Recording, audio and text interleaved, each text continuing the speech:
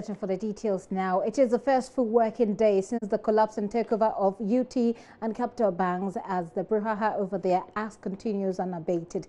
GCB Bank, the bank that has taken over the two defunct entities, have been given details about their plans for their additions. They reveal for the first time that about 40% of the current workforce inherited from UT and Capital banks are likely to lose their funds. We have details of that news conference coming up shortly, but in the latest twist, the minority in Parliament have waded into the controversy, accusing Vice President Dr. Mahmoud Bawumia of leaking classified information on some 8 distressed banks, which he addressed when he addressed the nation through the multimedia town hall meeting to mark his administration's first 100 days in office in April. More discussions on this shortly, but let's now bring you excerpts of that news conference held by the GCB Bank this morning. The issue about jobs, which will inevitably go. We shall conduct a skills assessment. As part of the integration process, we need to know that we can bring everyone on board or we can't bring everyone on board. This is an expanded institution, and as we go through the integration, we shall know what jobs to close down and what jobs to retain. Thank you.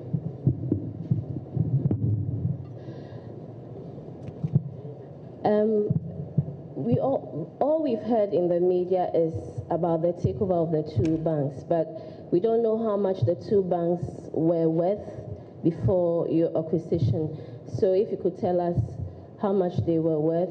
And also, some customers already had accounts with GCB and had also with the other banks. So how are you going to merge, now that GCB has taken over, how are you going to merge all those duplicate accounts? And also we want to find out whether the staff that will be laid off will be given some severance packages. I intimated when I spoke about the revocation of the licenses of the two institutions that from that moment on, the employment with their previous employers ceased. All claims, therefore, will have to go to the receiver. We cannot speak to that. What we can speak to is the fact that they are working with us for the moment. They are new employees of our institution, and therefore we shall look to see if we can keep them or if we can't keep them. As to what happens in terms of the resolution of the contracts that we give them, it's another matter which we'll handle internally. Now, you wanted to know the worth of the two banks. I want to assure you that that is also privileged information.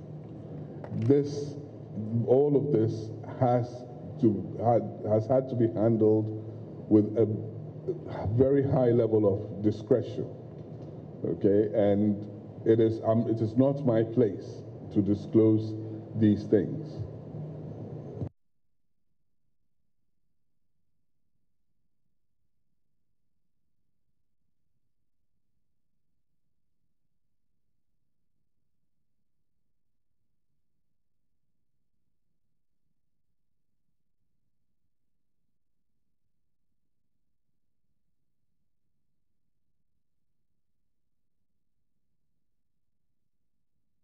All right, so that is the GCB. I beg your pardon, I keep referring to it at Ghana Commercial Bank. It is the GCB Bank earlier this morning with that press conference. Later, we'll bring you the minority, just in a bit actually, we'll bring you the minority demanding answers on whether or not the processes, appropriate processes were followed with this takeover by GCB. And also they're blaming Vice President Dr. Mahmoud Bawumia of leaking classified banking information. We'll bring you that in a bit right after this break.